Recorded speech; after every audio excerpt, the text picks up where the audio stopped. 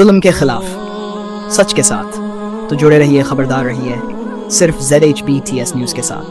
జైరాబాద్ పట్టణ ప్రజలకి చిన్న విజ్ఞప్తి, ఈ దసరా పండుగ వస్తుంది కాబట్టి సెలవులు ఉన్నాయి కదా, అందరూ పిల్లలతో పాటు కుటుంబ సమేతంగా మీ ఊర్లోకి వెళ్తారు కాబట్టి కొన్ని జాగ్రత్తలు పాటించండి. వెళ్ళే ముందు ఇంటి మెయిన్ గేట్కి తాళం వేయకండి. ఒకవేళ తాళం వేస్తే అది దొంగ చేతికి సిగ్నల్ ఇచ్చినట్టే.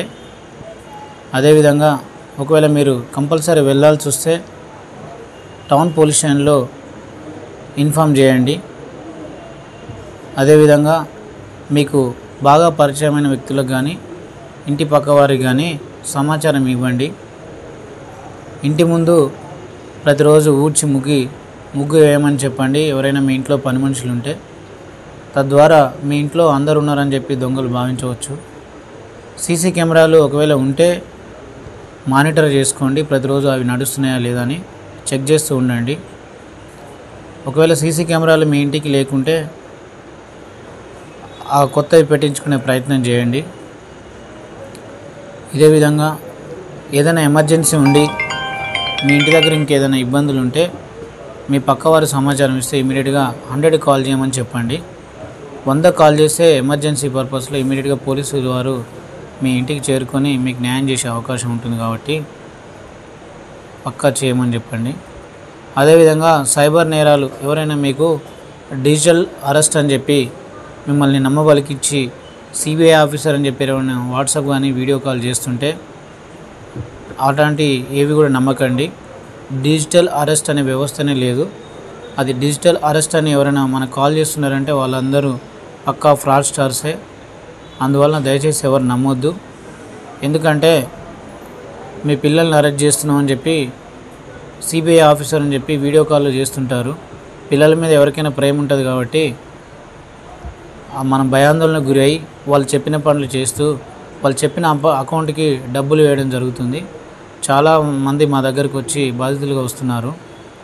కాబట్టి ఎట్టి పరిస్థితుల్లో డిజిటల్ అరెస్ట్ అనే వ్యవస్థ లేదు కాబట్టి ఎవరు నమ్మొద్దు. మీ బాబు మీ స్కూల్ కానీ కాలేజీలో క్షేమంగా ఉంటారు. ఇంకా బ్యాంక్ నుంచి కానీ ఇంకా వేరే ఆఫీస్ నుంచి ఎవరైనా కాల్ చేసి మీ అకౌంట్ నెంబర్ కానీ పిన్ నెంబర్ కానీ మీ ఏటీఎం కార్డు కానీ ఇంకేదైనా డీటెయిల్స్ అడిగితే మాత్రం ఎట్టి పరిస్థితుల్లో నమ్మవద్దు. ఏ బ్యాంక్ నుంచి కానీ లేకపోతే ఏ ఆఫీస్ నుంచి కానీ ఫోన్ చేసి మీ పర్సనల్ ఇన్ఫర్మేషన్ అయినా బ్యాంకు మరి మీ పిన్ నెంబర్ని ఎవరు అడగరు. అట్లా అడిగిరంటే ఖచ్చితంగా వాళ్ళు ఫ్రాడ్స్టర్సే. అదేవిధంగా ఎప్పుడైనా మీకు ఈ సైబర్ కాలర్స్ కాల్ చేసి మీ పర్సనల్ డేటా కానీ ఏదైనా అడిగితే ఇమీడియట్గా +91 సిరీస్ నుంచి +7191 సిరీస్ నుంచి డిఫరెంట్ కాల్ నెంబర్ మనకు రెగ్యులర్గా వచ్చే నెంబర్స్ కాకుండా వేరే నెంబర్స్ వచ్చినట్లయితే ఇమీడియట్గా గుర్తించగానే ఆ నెంబర్ని బ్లాక్ చేయండి. ఆ కాల్స్కి రెస్పాండ్ కావద్దు. ఇంకొకటి మీ ఫేస్బుక్ సోషల్ మీడియాలో ఉన్న అకౌంట్స్ ఖాతాలని ఫ్రీక్వెంట్గా చెక్ చేస్తుండండి.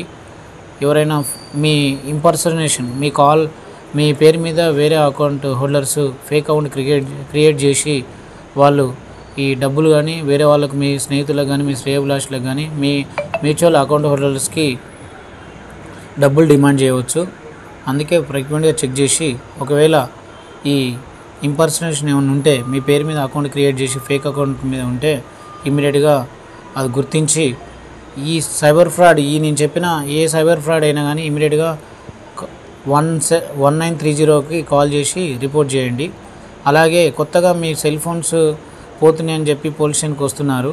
బస్ స్టాండ్లో కానీ రద్దీ ప్రాంతాల్లో కానీ బస్సు ఎక్కేటప్పుడు కానీ తర్వాత సినిమా హాల్స్ దగ్గర కానీ మీ సెల్ ఫోన్స్ పోతున్నాయి అని చెప్పి వస్తున్నారు. సెల్ ఫోన్ని మార్కెట్ కానీ రద్దీ ప్రాంతాల్లో ఉన్నప్పుడు జాగ్రత్తగా ఉండండి.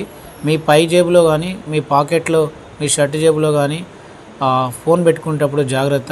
కింది జేబులనే పెట్టుకోండి. ఫోన్ కూడా ప్రతినిత్యం చెక్ చేస్తూ ఉండండి.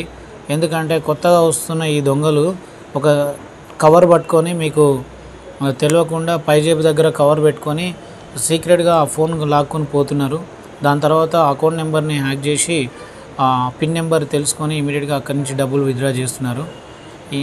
ఒకవేళ ఫోన్ పోయినట్లయితే లేదా ల్యాప్టాప్ పోయినట్లయితే ఐపీ అడ్రస్ని కానీ ఆ మొబైల్ డేటాని కానీ మొబైల్ ఫోన్ నెంబర్ని కానీ ఇమీడియట్గా ఆ బ్యాంక్ అకౌంట్ నెంబర్ని బ్లాక్ చేయించండి. తద్వారా పోలీస్ స్టేషన్కి వచ్చి 1930 కాల్ చేయండి. Thank you.